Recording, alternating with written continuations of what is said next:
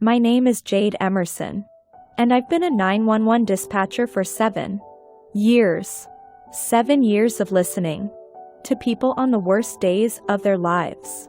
7 years of staying calm when everyone else is falling apart.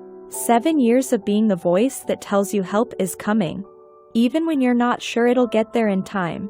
You'd think after 7 years, nothing would surprise me anymore. You'd be wrong.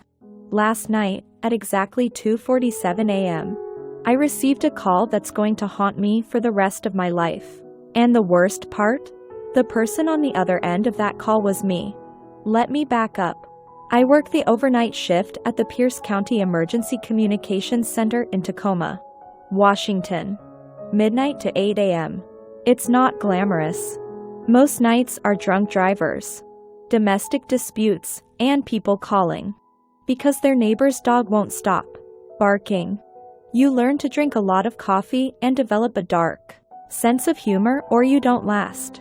I've lasted because I'm good at compartmentalizing, at separating Jade at work from Jade at home. At work, I'm efficient, calm, professional. At home, I'm a mess like everyone else. I binge Netflix. I eat cereal for dinner. I have a cat named Rutabaga who judges me constantly. The night shift crew is small. Just 4 of us covering the whole county. There's Dennis, who's been doing this for 23 years and has stories that'll turn your hair white. There's Yolanda, who's working her way through nursing school and has the patience of a saint. There's Marcus, the newbie, only 6 months in and still jumpy every time a call comes through. And then there's me. We sit in our little cubicles with our headsets on, staring at computer screens, waiting for the next emergency. The room smells like burnt coffee and the weird chemical cleaner the janitors use. The fluorescent lights hum constantly. It's not exactly the setting for a supernatural experience, but that's where it happened. It was a Tuesday. Well, technically Wednesday morning, but it felt like Tuesday. One of those shifts where nothing much was happening. A few traffic accidents. One elderly man who'd fallen and couldn't get up. A teenager who'd taken too many pills at a party and whose friends were too scared to call an ambulance until it was almost too late. We saved him. By the way, the kid, he's fine now. But that's not the story I'm telling. At 2:47 a.m., my screen lit up with an incoming call. The system automatically displays the location and phone number. This one showed a cell phone. The location ping put it somewhere near the Proctor district, a residential area. Nice enough neighborhood. I clicked to accept the call.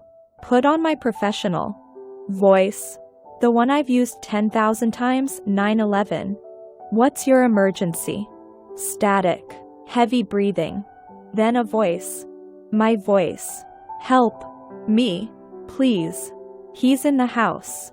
I've trained for a lot of scenarios. Panicked callers. Angry callers.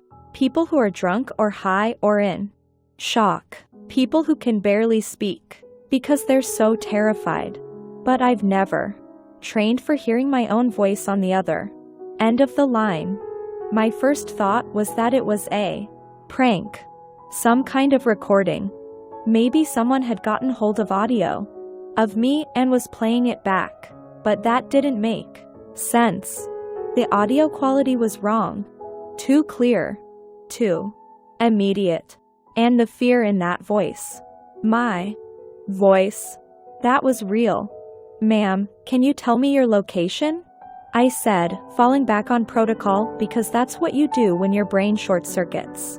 I'm at home. 4782 North Alder Street. Jade, please. I don't have much time. He's going to find me. 4782 North Alder Street. That's my address. I live alone in a small rental house on North Alder. Have for 3 years. It's nothing special. 2 bedrooms. One bathroom, a kitchen where the stove only works on 3 burners. But it's mine. It's home. And someone who sounded exactly like me was calling from there, saying someone was in the house. Who's in the house? I asked, trying to keep my voice steady. Across the room, I could see Dennis glancing over. He noticed something was off. I don't know. I woke up and heard sounds downstairs. Breaking glass. Footsteps. Jade. I'm in the bedroom closet. I'm hiding. But I think he knows I am here. This wasn't possible. I was sitting in the dispatch center. I was safe. I was at work. There was no one in my house because I wasn't in my house. But that voice. God. That voice. Every inflection. Every breath. The slight rasp I get when I'm scared. The way I say my own name. Nobody could fake that. Ma'am. I need you to stay calm, I said.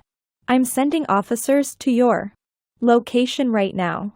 I was already typing the address into the system, flagging it as a burglary in progress. Possible home invasion. I could see the nearest patrol units on the map. Unit 7 Adam was 6 minutes away. Unit 9 Charles was 6 minutes. That's an eternity when someone's in danger. Jade. Listen to me, the voice said. My voice. This is going to sound crazy. But you have to believe me. I am you. I'm calling from 4 hours in the future. It's 6:47 a.m. where I am. This already happened. The man in the house, he kills me. He kills you. Unless we change it. I felt cold. That deep, bone-level cold that has nothing to do with temperature. Ma'am, are you alone in the house? Is there anyone else who can verify? There's no time for this. The voice was crying now. I could hear it. The desperation. The terror. Unit 7 Adam won't get here in time. The officer's name is Payne. Officer Darren Payne. When he arrives, the front door will be open. He'll go in alone. The man will be waiting behind the kitchen door. Officer Payne will be shot. He'll die on my kitchen floor. And then the man will find me in the closet and the line went dead. Just like that. Silence. I stared at my screen. The call had lasted 1 minute and 43 seconds. The location was still showing. My house. My address. Jade. You okay? Dennis was standing now, walking toward my cubicle. I need you to take over my station, I said. My hands were shaking. That call. Something's wrong. What happened? How do you explain this? How do you tell your supervisor that you just got a call from yourself from the future? Just monitor the units responding to 4782. North Alder. That's my address. Someone called about an intruder. I need to make a call. I pulled off my headset, walked to the break room on legs that didn't feel quite connected to my body, pulled out my personal cell phone, called my own number. It rang. Once, twice, 3 times. Then voicemail. My voice again. Hey, this is Jade. Leave a message. I hung up. Tried again. Same thing. I opened the Find My Phone app. The one I'd set up years ago and never really used. My phone's location popped up immediately. 4782. North Alder Street. My house. Where I wasn't. Except apparently. I was. I went back to my station. Dennis had pulled up the dispatch screen for the Alder Street call. I could see Unit 7 Adam en route. ETA 4 minutes. Dennis. I said quietly. The officer responding. What's his name? He checked the screen. Payne. Darren Payne. Good cop. Been on the force about 8 years. Why?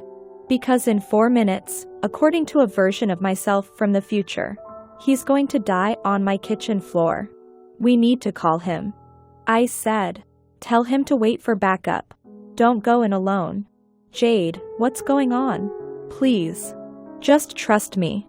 Tell him to wait. Dennis looked at me for a long moment. Then he picked up the radio. Unit 7 Adam. This is dispatch. Requesting you hold position and wait for backup before entering the residence. Possible armed suspect inside. The radio crackled. Copy that. Dispatch. Holding position. I watched the clock. 2:51 a.m. If the call was real, if I really had been talking to myself from 4 hours in the future, then in that timeline, Officer Payne was already dead. The intruder had already found future me in the closet, but we'd changed it. We'd told him to wait. Unit 9 Charles arrived at 2:53 a.m. 2 officers now. They approached the house carefully. I could hear their radio chatter. Front door closed. No signs of forced entry. Checking the perimeter. Then, dispatch, we have a broken window. On the east side of the house. Kitchen. Window. Glass on the ground. Outside. Requesting permission to enter. Permission granted, Dennis said. Proceed with caution. I held my breath. The officers entered. Cleared the first floor. Nothing moved. Upstairs. Checked the bedrooms. The bathroom. The closet where future me had been hiding. Empty. Dispatch, residence is clear. No signs of any occupants. No signs of struggle. Just the broken window. Looks like maybe an attempted burglary, but the suspect fled before entry. I exhaled. Felt dizzy, thought. Roger that. Unit 7 Adam. Secure the scene. We'll send someone to board up the window. The officers stayed for another 20 minutes. Filed a report. Left a notice on my door. By 3:30 a.m., they were gone. And I was sitting at my desk, trying to understand what had just happened. Had I really gotten a call from myself? From a future that no longer existed because we'd changed it? Or was this some kind of elaborate prank? But how? The voice. The details. The timing. And my phone. My phone was at my house. I checked the app again. Still there. Still at 4782. North Alder. But I had my phone. I was holding it. Wasn't I? I looked down at my hand. At the phone in my palm. It looked right. Felt right. But something was off. Something I couldn't quite name. The rest of the shift crawled by. Every call made me jump. Every time my screen lit up, I expected to hear my own voice again. But it never came. At 8 a.m., I clocked out. Drove home in the gray early morning light. My street looked normal. Quiet. A few neighbors leaving for work. Someone walking a dog. My house looked normal too. Except for the piece of plywood someone had nailed over my kitchen window. I unlocked the front door. Stepped inside. Everything was exactly as I'd left it. The dishes in the sink. The mail on the counter. Rutabaga sitting on the back of the couch, giving me her usual judgmental stare. I walked to the kitchen. Looked at the boarded window. There was still glass on the floor inside. Small shards catching the light. Someone had broken in. Or tried to. That part was real. But the call. The voice. Me from the future. I went upstairs. Opened my bedroom closet. Looked at the floor where I'd apparently been hiding 4 hours from now in a timeline that didn't happen. Nothing unusual. Just shoes and a laundry basket and the box of winter sweaters I kept meaning to donate. Then I saw it. In the corner of the closet. Behind the laundry basket. Something that shouldn't be there. My phone. My actual phone. The one I'd left at home. When I went to work. I always leave it at home on overnight shifts. Use my work cell instead. Less distraction. But if my phone was here. I pulled out the phone I'd been holding all night. The one I'd used to call myself. The one that showed my location at home even though I was at work. I looked at the lock screen. It wasn't my phone. The wallpaper was similar. Close. Enough that I hadn't noticed. In the dark dispatch center. But it wasn't mine. This was a photo of Rutabaga sleeping. I don't have that photo. My wallpaper is a picture of Mount Rainier. I felt sick. Someone had switched my phone. Sometime before my shift. Someone who knew what my phone looked like. Who had a similar model. Who set it up to look like mine. Someone who wanted me to believe I'd gotten a call from myself. But why? I picked up my real phone from the closet floor. It was dead. I plugged it in. Waited for it to power up. 17 missed calls. All from an unknown number. All time-stamped between 11 p.m. and 2 a.m. And one voicemail. I played it. My voice. Again. But different this time. Calmer. Jade. I hope you are listening to this. I hope the plan worked. My name is Jade Emerson. I am you. Or I was you. It's complicated. 6 months ago, in my timeline, I didn't get a warning. The man broke into my house. Officer Payne died. And so did I. But here's the thing about dying. Sometimes it's not the end. Sometimes it's just a branching path. I found a way back. A way to warn you. To save you. To save Payne. I can't explain how. You wouldn't believe me anyway. But you are alive. That's what matters. You are alive because I died. Because I remembered. Because I found a way to call back through time to the moment before it all went wrong. The man who broke in, they never caught him. He's still out there. So be careful. Lock your doors. Trust your instincts. And Jade, live. Live the life I didn't get to finish. That's all I wanted. That's why I called. Consider this my gift. My second chance. Given to you. The message ended. I stood there in my closet, holding 2 phones, trying to breathe. This wasn't possible. Time travel isn't real. Calls from the future aren't real. People don't die and then call themselves to prevent their own deaths. But the broken window was real. Officer Payne waiting for backup was real. The fact that I was alive right now, standing in my closet instead of dead on the floor, was real. Someone had saved me last night. Someone who knew exactly what was going to happen. Someone who sounded exactly like me. I went back downstairs. Made coffee. Fed Rutabaga. Did all the normal things you do when your world has just tilted sideways. Then I called the police. Filed a report. About the phone switch. About the weird calls. They said they'd look into it. They said it was probably just a prank.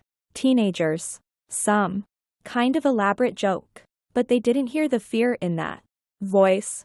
My voice.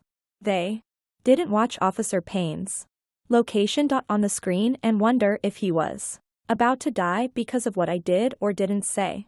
That was 3 days ago. I've been back to work twice since then. Every call makes my heart race. Every time a cell phone pings from my neighborhood, I freeze. I had the locks changed. Installed a security system. Got a dog.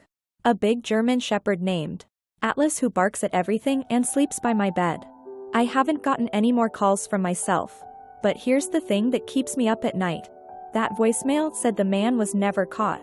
That he's still out there. Which means somewhere, in this timeline or another, he's still planning Still. Looking. Maybe for me. Maybe. For someone else. And I keep thinking about that other. Jade. The one who died. The one who somehow found a way to reach back and save me. If she could do that. If she could call through time, what else is possible? What if this isn't over? What if the call I got wasn't a warning about one night? What if it was a warning about something bigger? I don't have answers. Just questions. And the memory of my own voice on the other end of a 911 call, begging me to believe something impossible. The thing is, I do believe it. Because I'm alive. And in another timeline, another version of me isn't.